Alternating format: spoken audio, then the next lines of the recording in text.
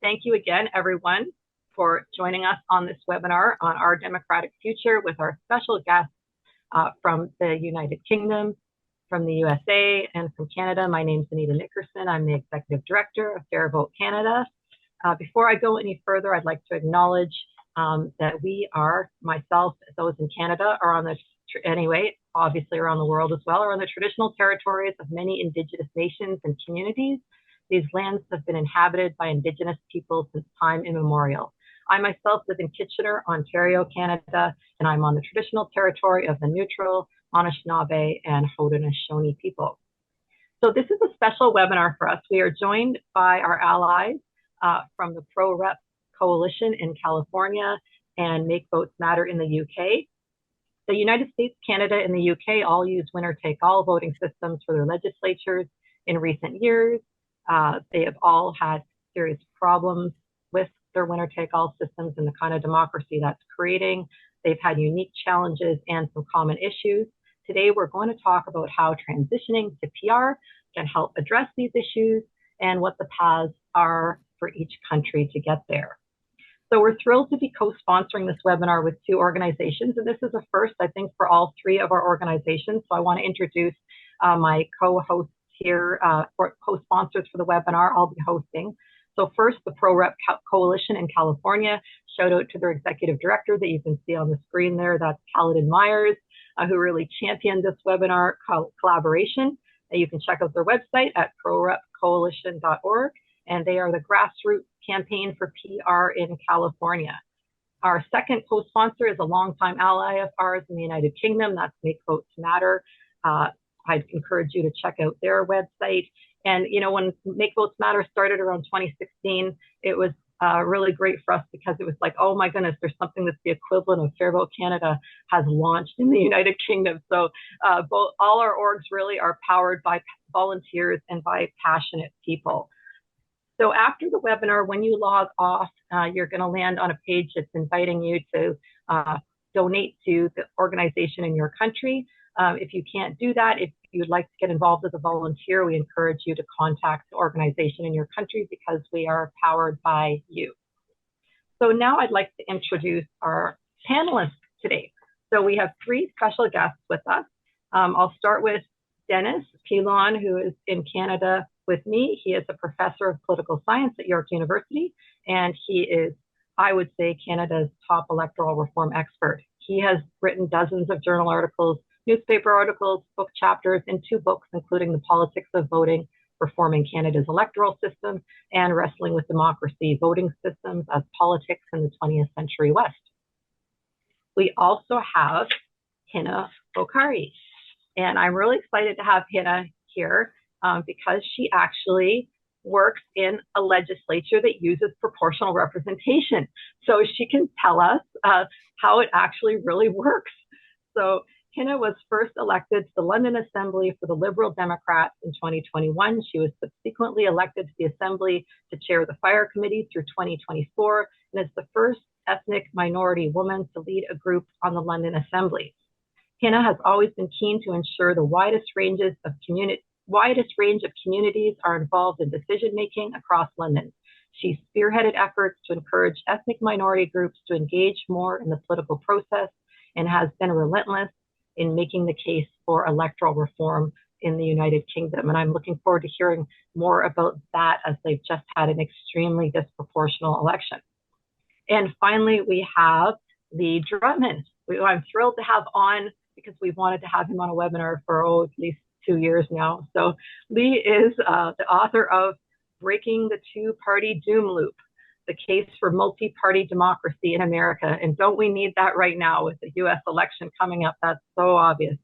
He is a senior fellow at the think tank New America, a lecturer at Johns Hopkins University, the co-host of the podcast Politics in Question, the co-founder of Fix Our House. And I would encourage you to check out Fix Our House, the campaign for PR in the US. He is the co-founder of the Center for Ballot Freedom, which advocates for fusion voting. He writes the newsletter Undercurrent Events. So we're thrilled to have all three guests with us today. So this is a short 1-hour webinar, and so I'm going to try to move things along so we all get the most out of it. We will be putting 3 questions to each of the panelists. They'll have 3 or 4 minutes to answer each question. Then during the last 15 or 20 minutes, we will take some of your questions that you can put in the question and answer box. Keep in mind that probably will have time for only 1 or 2 questions on this short webinar. So I'm going to start with the first question. And the first question is, all right, what issues has the use of winner-take-all elections created in your country? So I'm going to start this one with Dennis, and then we'll go to Lee, and then we'll go to Hannah. So Dennis, what issues has winner-take-all created in Canada?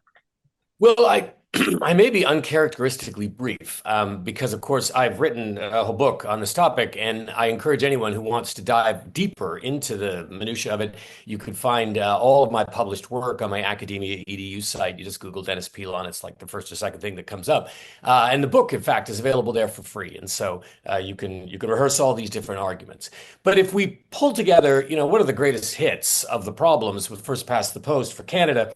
Well, the most obvious is misrepresentation of political opinion. And here people often look at smaller parties or new parties, but it's not just the smaller parties who are misrepresented. Even the bigger parties are misrepresented. We find that our right-wing party lacks representation in the city centers. The smaller, more urban-based parties have support in rural areas, but they can't elect anyone. So everyone's actually getting misrepresented under first past the post. In Canada, we have a particular problem with the over-regionalization of our party system. Our party results make us look much more regional than we are. Quebec looks like it's all for leaving the country, and the West is all for beating up on Quebec. But when you drill down into the results, that's not actually what the voters said. In fact, a majority of Westerners have a much more nuanced position on Quebec, and a majority of Quebecers have always voted or supported parties that wanted to renew their relationship with Canada.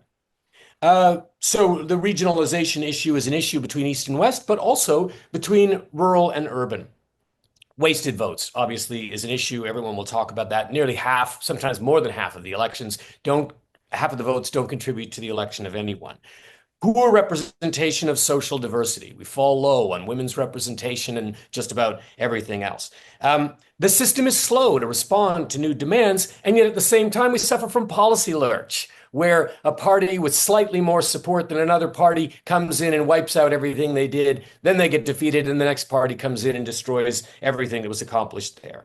And the last thing I'll mention for now is that our system has led to an inflated partisanship, where there really is no incentive to work across party lines, except when there's a minority government. But even there, it's not as stable as it would be under a PR system, because every party has to judge when to stop working together in that minority government situation. The problem with winner take all is that you're fighting every single inch of territory for every single vote. You can't turn around and say to your opponent, hey, you had a good idea, because that might defeat you. So that the incentives of the system are all against a constructive engagement across our differences. Thank you, Dennis. You covered a lot of ground in a very, very short time, and we're living it right now in Canada. Our parliament has been in a gridlock for about 12 days now, where nothing's getting done except they're yelling at each other. Anyway, okay. So we're going to move on now to Lee and have you answer the question: what issues has the use of winner-take-all voting created in the United States? So it's a lot of the same issues. Regionalization of parties, check. We have an urban party and a rural party because Democrats no longer compete for rural small town voters, and Republicans no longer compete for urban and professional suburban voters. And that trend has been exacerbated tremendously as our politics have nationalized over the last several decades. Wasted votes, check. We're having an election here in a few weeks, but the election is really only going to be held in a handful of states and a handful of congressional districts. About 90% of congressional districts are effectively uncompetitive because of winner-take-all elections. So it comes down to these narrow swings.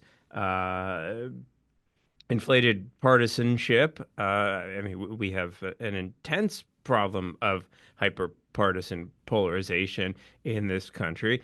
And we also have the unique problem of one Donald Trump, who, despite being very openly anti-liberal, is still supported by half of the country because the other half of the country is Democrats. And if you're a longtime Republican, you can't possibly vote for a Democrat.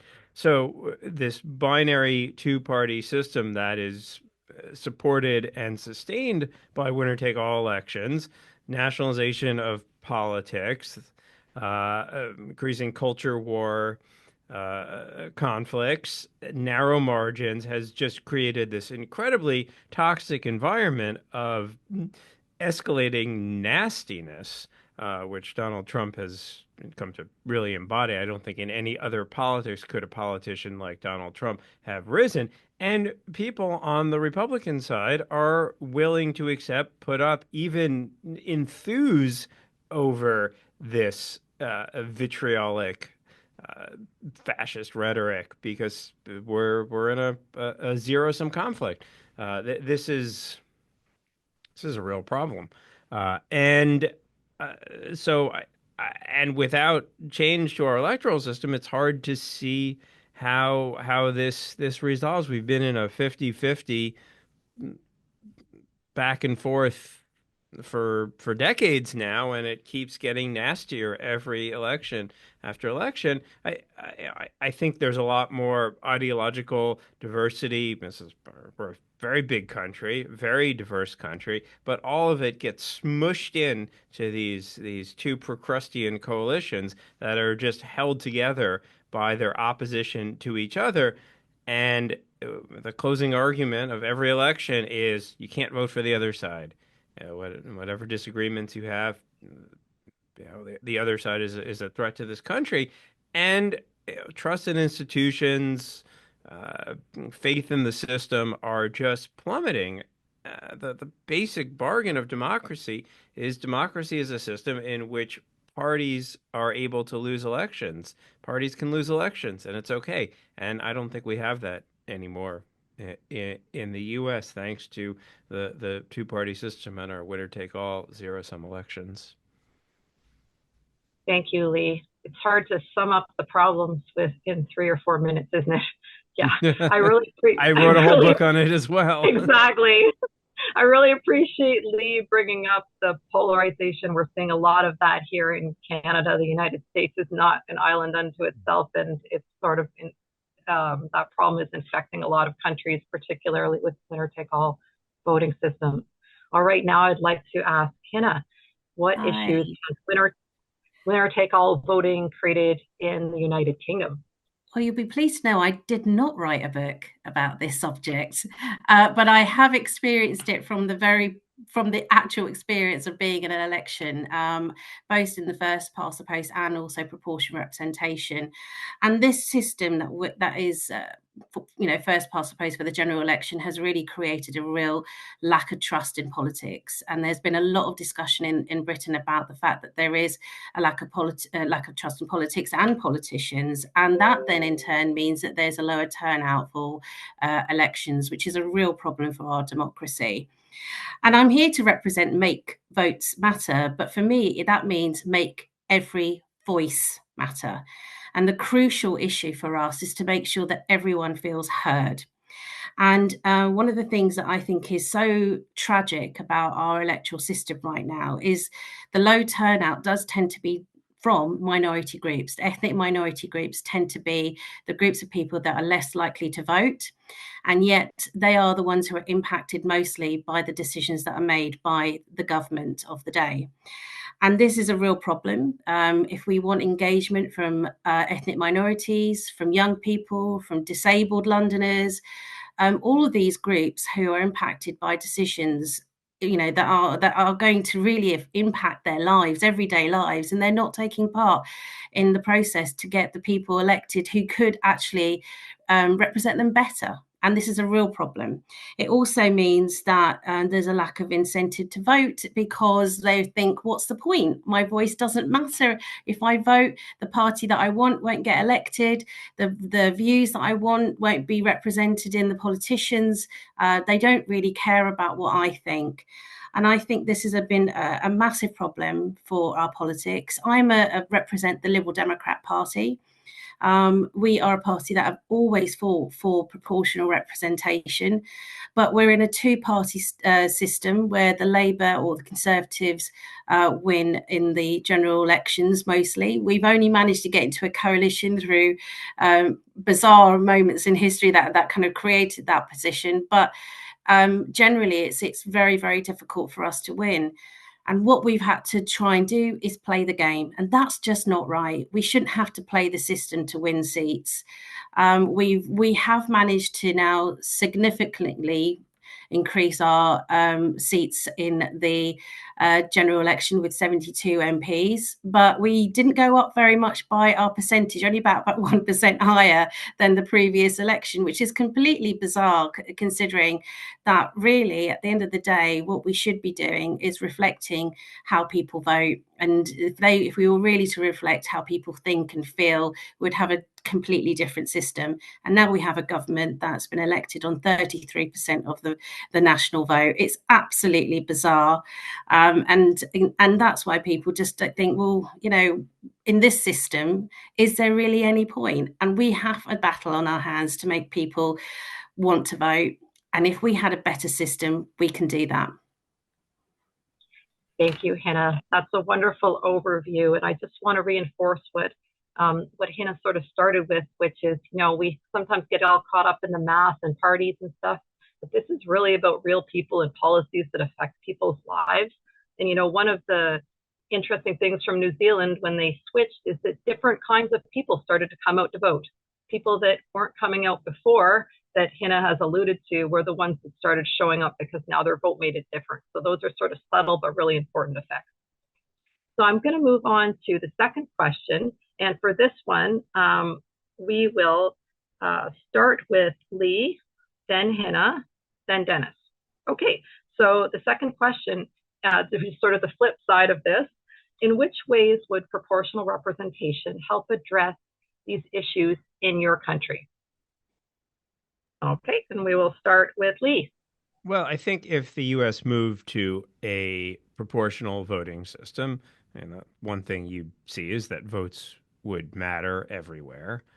So rather than just a handful of these swing districts that are competitive where billions of dollars get poured in, you'd see votes mattering throughout the country for legislative elections. The Electoral College is a different thing that we can come back to, but at least for the legislature, you'd see votes matter, and you'd see more voters being engaged. I think one thing that is pretty consistent throughout the literature on turnout is that voting countries that have proportional voting systems have higher turnout because more votes matter. There are more parties and candidates reaching out to voters, and there are just more choices for voters, more likelihood that they find somebody that they're actually excited to vote for rather than voting for the lesser of two evils. We've discussed that issue. So I think that would improve. The U.S. has a distinct problem with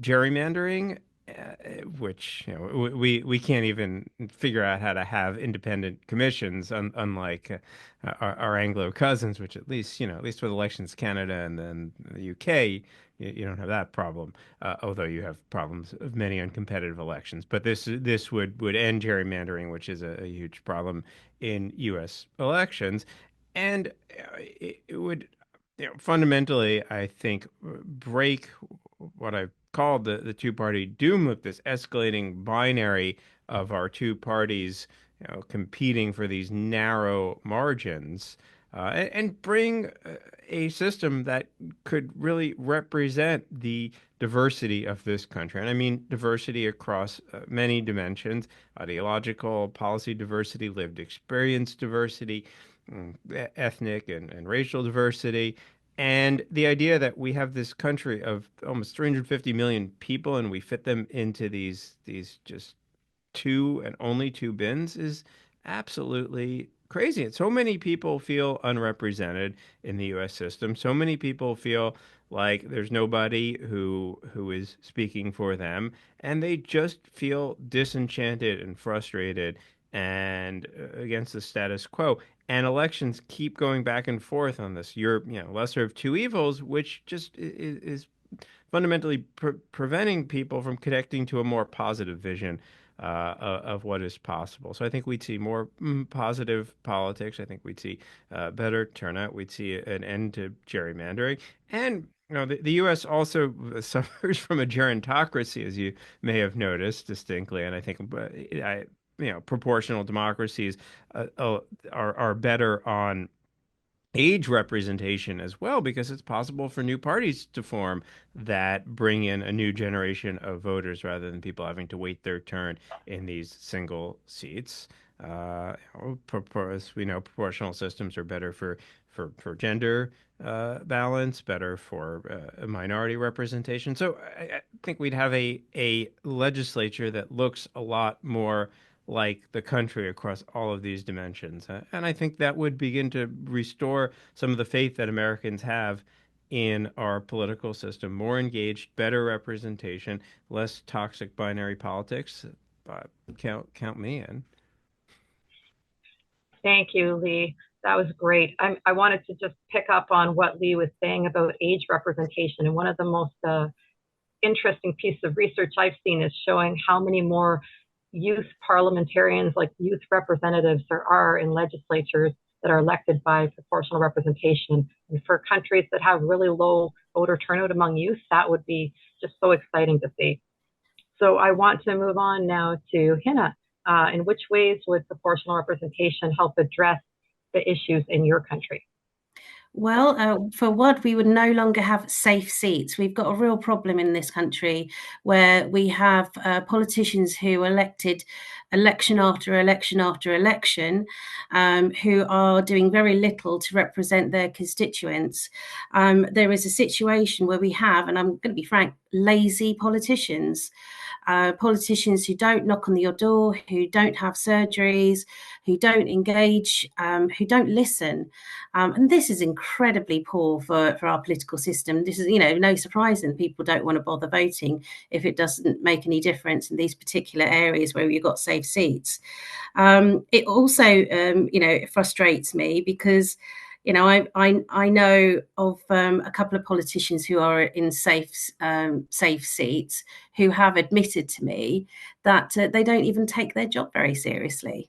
Now, what does that mean for our politics if we've got people like that representing us? I also think that what PR will address is some of those issues that I talked about in terms of diversity, increasing the vote share, but also progressive politics.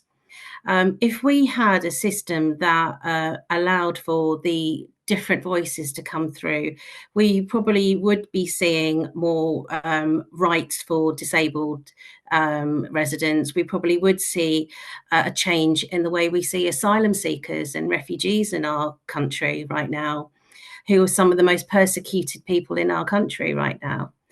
Gypsy and Roma communities as well, who hardly have any say in our political system, would have more of a voice. And recently, we have seen an interesting movement within the Muslim voters within our country and how they've been voting. And I think that's been really, really fascinating to see how the first past the post system did. It kind of encouraged Muslim voters to think differently about how they were going to vote. A lot of people were talking about Gaza and the situation in the Middle East. And what I think PR would have done was made sure that those voices were heard. And what ended up happening, there was a real way, again, playing the system, that there was an interesting situation where we've got now 4 independent MPs that have just been recently elected. But they had to play the system. Now, if we had a fairer system where there was PR, those voices would have been heard we would have seen maybe movement towards having, and this is a bold statement to make, but even maybe a movement to having more progress in getting peace in the Middle East and moving faster in really some tough situations that we're having to deal with in politics. If we had more voices, perhaps we'd be moving faster in these really important international issues that we're facing right now. Thank you, Hannah. Yeah, I think you're sort of alluding to what Lee was talking about too, just how winner take all polarizes every single issue. So there can't be very good discussion across party lines and to resolve differences. And I just want to reiterate what Hannah was saying about safe seats here in BC. We just had an election, and I'm pretty sure one of the candidates said that a party could run Kermit the Frog in one of those ridings, and that same party would have won. So I think we all have those similar problems. So I'm going to move on to Dennis now and ask him to reflect on in which ways would proportional representation help address the issues in your country.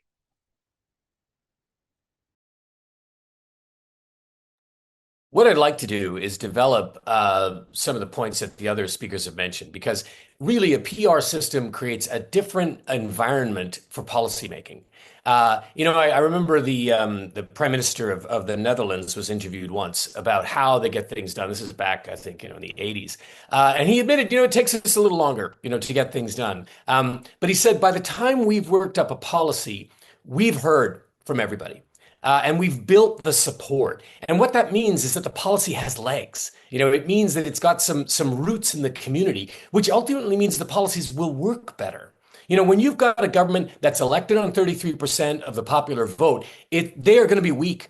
It's going to be difficult for them to deliver on what they promised when they have so little support in the broader community.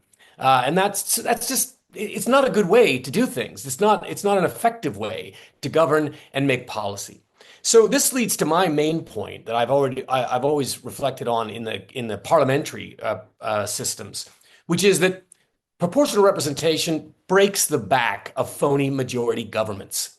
Because that is really the origin of a lot of our problems. A lot of our problems is that a party with 40% of the popular vote can win 60 or 70% of the seats and then ram through whatever stuff they want and disregard what anybody else wants for as long as they can hang on to their term. And with a majority of seats, that's usually a long time, usually the full time of 4 years. So PR strikes right at the most problematic part of first past the post is these unearned majority governments. And by extension, then it strikes at that because every vote would count towards something that voter wanted. Now, of course, if you're supporting the monster raving loony party, you're probably not going to get a representative, even with PR. So I'm not suggesting everybody's going to get everything. You got to vote for parties that, have some popularity in the community. But when we look at the major parties, the parties that get, thousands, hundreds of thousands, millions of votes in a PR system, we would see a much better reflection of those numbers and where that support is. So the parties themselves would be much more diverse, as well as having a more diverse range of parties. And that would be crucially important in Canada, where we are struggling with regional economic issues, ethnic issues, immigration issues, language issues, French and English. I mean, there's so many things, Indigenous politics. We've got so many things that we have to try to put into our policy mix. And PR would allow us to get a better balance. Get everybody at the table. To me, that's really the lesson of PR, is that everybody gets up at the table, then we make some decisions. I mean, at the end of the day, you still have to make decisions, and maybe then it's going to be majority rule, but it's going to be a real majority rather than the phony majorities that we have now. It would reduce party, regional, and social polarization.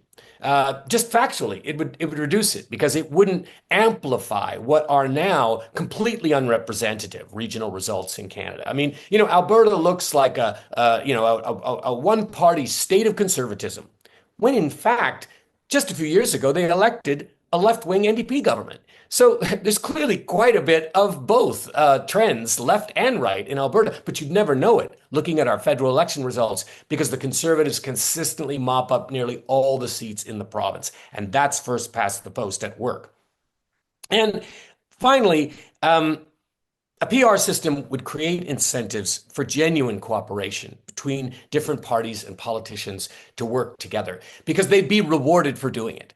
In PR systems, when we look at the trajectory of politics over the last 100 years in Western Europe, where they've used PR, we have seen considerable cooperation across party lines because it's not winner take all. It's precisely because every vote will count. And we often see in the Western European context, voters rewarding parties that work effectively together and punishing parties that are grandstanding and just trying to, make hay with wedge politics. And so those are the key things that I think a PR system would do to dramatically alter the way politics works in Canada.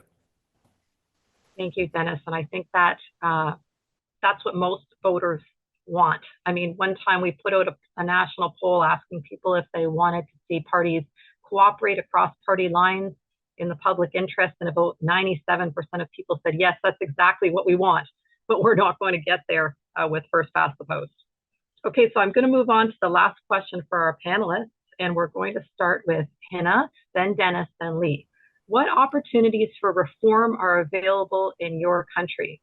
Is there a route to adopting proportional representation nationally? Well, we have just had the most disproportional election in Britain, and it really does highlight the problems that we have. I mean, I was saying earlier about 33% of our percentage to the current Labour government. They only increased by 1%, but they went up 411 seats, which was an increase of 211 from 2019, just because of a 1% increase in their vote share. And this is really bizarre as well, that the fact that they had less votes per seat. The Conservatives actually ended up having to work harder. They ended up having to get over 56,000 votes per seat to win. And the Liberal Democrats only needed less than them, 48,000 per seat. It was absolutely bizarre in the way the seats were won, and then according to the number of votes. The other thing that I found absolutely fascinating, this is the first time since the creation of the Liberal Democrat Party, my party, in 1988, that their number of votes were per seat was lower than the Conservative Party as well. So this is not right. This was so strange, and I think because of that, there's a lot of movement within even the current MPs that have just been elected to see change. Now, we've got 72 Liberal Democrat MPs, that every single one of them, despite having won through the first past the post system, want PR. And we are pushing for it. There are also the Labour MPs who are also really, really supportive of it. And interestingly, even Conservative MPs who've seen the light now of having lost so dramatically in this last election, so lost a lot of seats and so massively. So I think there is time for change now. There are lots of parliamentarians who want to see this happen.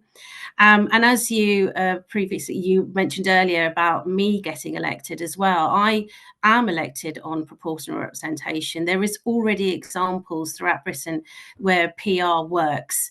And it creates a diversity amongst the people who are elected, collaborative politics. It means that we can work together on issues, and there's a lot of agreement as well, which pushes forward those progressive ideas that we want. I do think that we're on our way to getting some change, and it doesn't need to be done through any dramatic way. We don't need a referendum. We've done that in this country, but that's not needed. And we've seen electoral change happen without it. It happened with the recent change to our own Mayor of London elections that happened without any referendum. People weren't asked about it. It just happened. So a royal commission could be used in our country. There's no reason why that can't work. And we're very hopeful that this will be the last election based on first past the post. Fingers crossed. Thank you, Hannah. That's really, really hopeful. Thanks for that. All right, then we're going to go to Dennis. What opportunities for reform are available in your country, and is there a route to adopting PR nationally? Well, I feel a bit overqualified to answer this question because, of course, I wrote a book that looked at 18 countries over 150 years. So I looked at every single instance of national voting system reform. So I've got a little bit of background on how just about everybody got the voting system that they did. And of course, it's a fascinating story of betrayal and hopes and dreams. I mean, it's cinematic, in its qualities.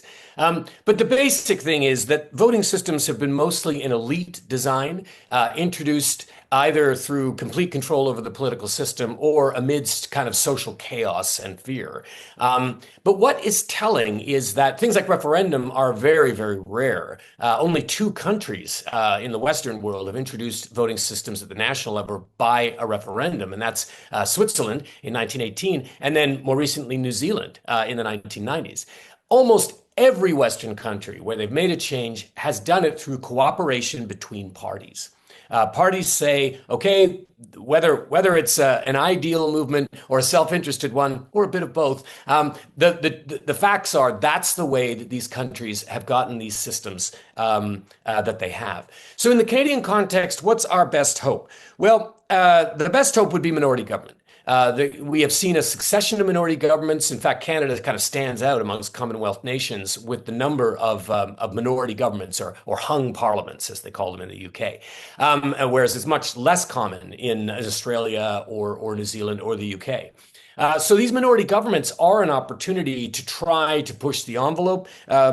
But, often there's resistance from the two national parties, the two parties that have dominated government in Canada at the national level, the Conservatives and the Liberals, because, of course, they think that they can hold out and then, they'll get a majority government again sometime in the future. So part of what needs to happen, and this is what's happened in other countries, is that one of those two major parties has to start to believe that the jig is up. And that they are no longer going to enjoy that kind of dominance. And we're already seeing those trends in this country. The difference between the 1950s through to the 80s was that those two parties would usually scoop up 85% of the votes in the country. Now they're down to 70% of the votes. And it's similar trends in the United Kingdom. And that bodes well, because one of the things that the more quantitative scholars show us is that the larger the party system, the greater the chance of the adoption of proportional representation. And there's a kind of common sense reason for that. It's just that parties start to think, whoops, I may become a big loser. And I don't want to become a big loser, so I better grab, half a loaf is better than nothing.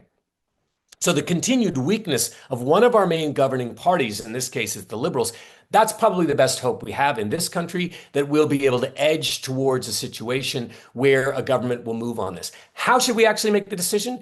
Well, I mean, that's where I think the citizens' assemblies have been one idea that's been footed as a way. But of course, New Zealand also used a royal commission. So, I mean, either of these approaches can get at the real question we need to answer, which is not what do people favor, what do people prefer, because most people don't know anything about voting systems. What we need to know is, what are people trying to do? What are they trying to do with their votes? And then which voting system will allow them to do it? It's a research question. And once we know that, we should just move to introduce that system. All right. Thank all the panelists here. It's been a really good Q&A session here. Do you want me to describe the U.S. prospects? Oh yeah, did I forget you, Lee? That's okay. I started to skip ahead to the next section in my mind. We're a little bit further behind here. We haven't had a political leader make a promise to eliminate first past the post, even if that leader went back on it. I think we're here in the U.S. We've been very prideful of our version of democracy for a long time, and there's been a slow awakening to the reality that maybe we don't have the best system of democracy in the world. I think there's a growing frustration with how our system works in a number of areas. So I think more and more people are open to change. I think what we will see in the next few years is a number of state level campaigns such as the ProRep coalition looking to bring this forward in California. I think you'll see some other states. The Progressive Caucus in the U.S. Congress has already issued a resolution in support of proportional representation. There are more groups in the U.S.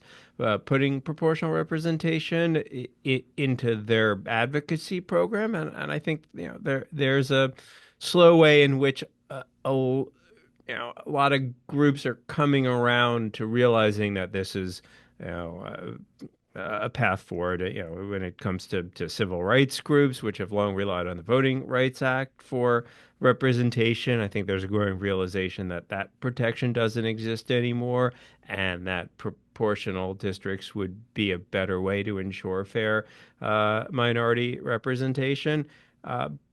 And I think there is a growing sense that even at the elite level, that something is fundamentally broken in our political system, and that the aperture for thinking about major structural change is continuing to widen.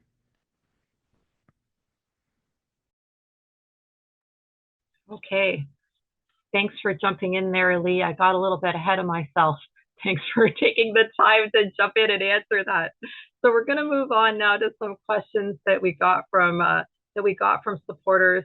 And because we have only a pretty short period of time, we might only get to one or two questions. So I'm going to start with a question that comes up a lot, and I've seen a couple of versions of this already in the Q&A.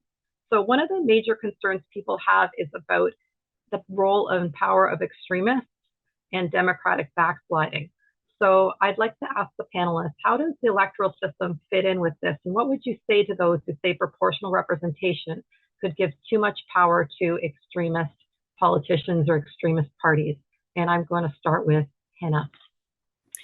I'd say that any system that's allowed a party to win on 33% of the vote, as I keep on mentioning, as Labour have, leaves us vulnerable to extremist capture. And anyway, first past the post managed to get through a very, I would say, extreme party anyway. Reform have been a very controversial party with policies that have been anti-immigration, and they did manage to win seats with first past the post.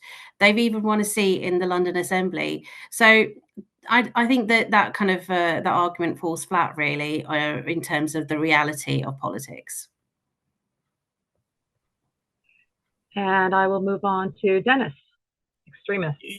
The difficulty with extremism, is everybody's idea of extremism may not be exactly the same. And sometimes parties that major parties don't like get called extremist. If we can agree that some parties are extremist, we can look at what has been the practice in countries using proportional systems, particularly in the post-war period. And it's really interesting because what the research shows is that, sure, PR allows, different parties to pop up. But if they don't reflect a considerable body of opinion, if they're not in line with some of what we call the valence attitudes, the attitudes that everyone shares in the country, then the other parties won't work with them. They become the third rail that no one will work with. And then what happens is that over time, the voters say, well, this isn't very effective. I'm not getting anything to happen. And so they abandon that party and they go back to supporting other parties. So, the idea that extremism, is, this is terrible. And so we should compromise our democratic system. We should put up barriers to democracy to prevent these undemocratic people from getting a foothold. That's not the way to go about things. What we need is a system that will guarantee that views that do not manage to resonate with a considerable number of people cannot gain total power over the system. And our first past the post system allows parties that come under the grip of extremist ideas to gain all the power and do all kinds of things. Whereas in a PR system, unless you can get parties that represent 50% plus one of the popular vote to go along with whatever you want, then you're not going to be able to do it. To me, that's the best protection. We get the best of both worlds. We get representation, even if sometimes we don't like what other people think. But at the same time, we have a protection against that influence having an outsized influence in our political system. Well, here in the U.S., we have an extreme political party. It's called the Republican Party under the management of one Donald Trump. And if you went back to 2016 and looked at Donald Trump's support, he won the Republican primary, but he didn't win it overwhelmingly. So he got about as much support as AfD or any of the European far right parties. But by taking over one of the two major parties, he essentially radicalized and his supporters essentially radicalized that party. And now the if you look at comparative party rankings, ex part country experts put the U.S. Republican Party in the same league as AfD or National Rally, probably even further right than National Rally, as they've kind of tried to moderate a little bit. Uh, Lee, so Lee, can you define for those people who don't follow it as closely as us? Can you tell them what AFD is? They probably don't know. That's the Alliance for Deutschland. That's the far right party in Germany. So a lot of people will say, well, what about those extremist parties in Europe? And the well, certainly they have some support, 25%, but it seems to kind of top out there. And none of the other major parties are willing to go into government with them. Eh, Sometimes there's a coalition government, but in order for that coalition government to form, the extremist parties have to moderate considerably, and usually that means that they lose support uh, because they've promised to radically change things. They're outsiders, and then they have to compromise, and then that undermines their base of support.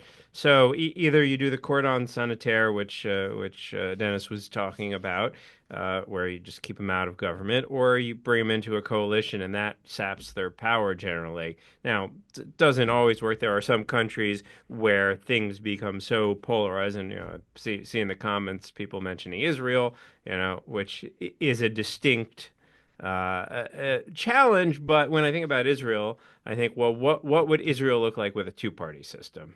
And I think that country would have long had an internal civil war had there been a two-party system there, and the country would be totally falling apart.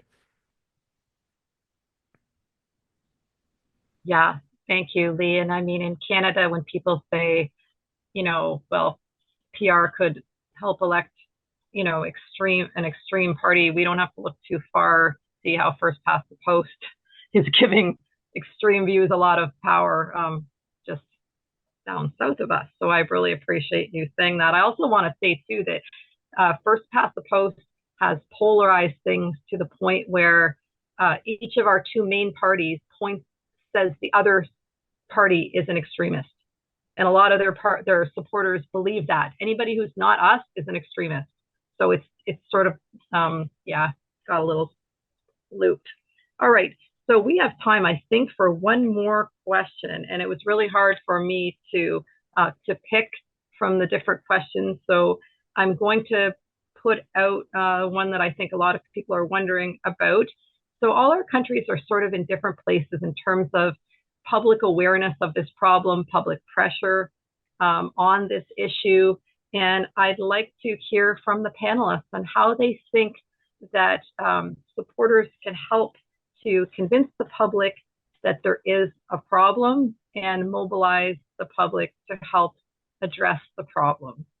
So this could be around mobilization, communication, advice to help so that we can help remedy this. And maybe I will start this time with Lee. Yeah, so like I said, there's been a longstanding uh, uh, pride in America, in our system, the greatest democracy in the world, all that. So it's the idea that we might need some reform uh, has come slowly. But I do think that the more dysfunctional our political system is, the more people are open to alternative voting systems. I mean, I certainly see more mentions of proportional representation, multi-member districts, the problems with the two-party system in in conversation. So, the only way that you build support for change is by helping people understand that this is not inevitable, but this is a choice, and it's a choice that we continue to make by not changing the system.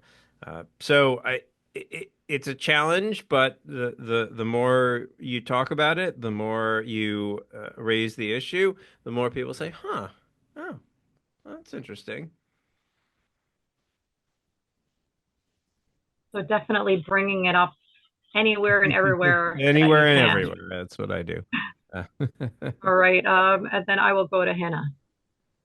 I think we're in an interesting place in Britain because we were so bruised after the divisiveness of Brexit that the conversations have already been happening about the need for change in our political system. And that conversation has been happening not just in the political landscape, but in schools, in places of work. We've got unions who are, very involved with the Labour Party, who have now been voting for the need for proportional representation. And when we've seen that kind of ground level of support, it's really making an impact for those people in charge and who are leading our country right now. Keir Starmer, who is currently our Prime Minister, had been questioned throughout the election campaign about his position on proportional representation. It was one of the issues that were coming up again and again during the election campaign itself. So this is why, I know that some people, I've been looking at the chat a little bit, that are not so sure whether we can get proportional representation in Britain, but we're closer than we've ever been before because of the conversations that we're having. And it is about the people at the end of the day, getting us to have, the moment I know that I can go and have a cup of tea with my friends and people will start talking about proportional representation, then I know we've made it. We've hit the mark that we need to do to get that real change. But I'm working incredibly hard with Make Votes Matter and making sure that all groups and all parts of society are talking about this. And for me, it will always be about the diverse groups, the minority groups. And if they really want to have a say in their politics, if they really want to be heard, we've got to fight together to make that change happen, because it's in the interest of everybody, particularly those groups, particularly the most vulnerable, particularly the ones who are going through the toughest time right now when we're going through a cost of living crisis. Those voices are so desperately needed to be heard right now, and we need to get that message out there for them. Thank you, Hannah. So again, just reiterating, whatever connections you have in the community, use them. Use them to talk up proportional representation, and especially use them to connect the voting system to issues that people actually care about in their daily lives. So now I'd like to ask Dennis to address that.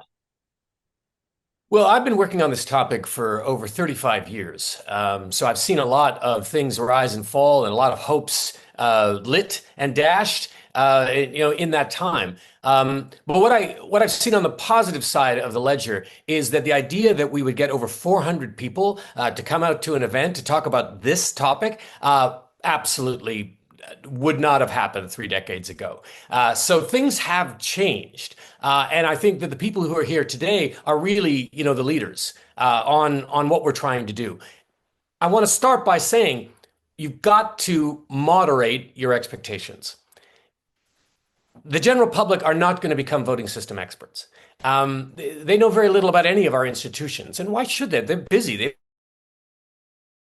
They use these institutions hardly ever. So naturally, of course, they don't remember it all, or they're not that interested.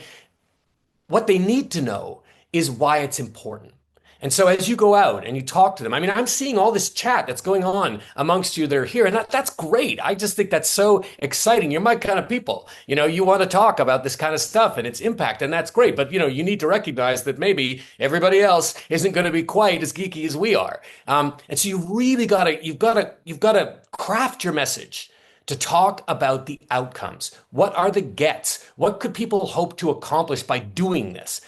Not the minutia of the systems, not debates over which one's best, not all that stuff. But hey, if we make this change, it's going to have an impact on lives. Now, how do we do it? I mean, at the bottom line is you get parties to change the system. That's the simplest, most direct, and actually it's the punctuation mark, the exclamation mark for all of the processes, because all the processes require politicians to make the change. The problem is pushing them to make that change. And we do that by getting involved with political parties, getting involved with civil society organizations. It's difficult. And I can tell you, in looking at over 150 years of reform, sometimes the reform comes up when you least expect it.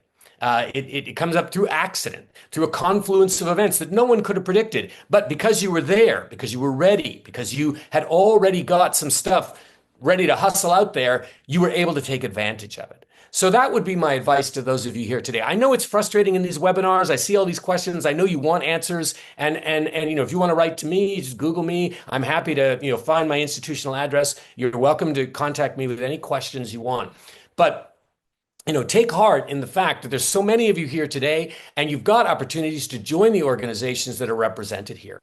So that would be my most immediate advice: is join these groups, and join other groups. And I just saw a talk by this really fantastic American Democratic reformer, Marshall Gantz, and Gantz talks about the way in which we can build up policies through communities, through social movements, through house meetings, connecting with people, seeing them, seeing what they want, seeing what their problems are, and connecting it to our issue. So I would recommend, for those of you who maybe don't want to do the political party route, want to leaflet at tables, there are lots of other ways in which you could try to move this issue forward. All right, that is a great note to end this webinar on. I want to thank the other two organizations for asking, for helping put this together, for asking me to host it. If any of you are wondering how come we're not hearing anything from Caledon and Alberta, it's not because I'm trying to exclude them. It's because we decided to have one person ask the question, so it didn't get really confusing, and because we only have an hour. So hopefully next time it'll be one of the possibly one of the two gentlemen that are on the screen with me. I'd like to thank the ProRep Coalition and Make Votes Matter, and all three of our guests, Lee, Hina, and Dennis, for taking your time to share your expertise and your passion for proportional representation with us. I'd like to, and I especially everyone who joined us, because you are the ones who are going to take what you heard and take this back out into your community, bring it up with groups that you belong to, bring it up at the coffee shop, join your local organization, help us push this forward. We don't give up. The main thing we can all do for each other is don't give up. We will only fail when we give up. So as you log out today, you will be directed to a page asking if you'd like to support the organization in your country. I'd encourage you to do that and to get involved as a volunteer if you can. Thank you very much, and we'll sign off for now. Thanks, everyone.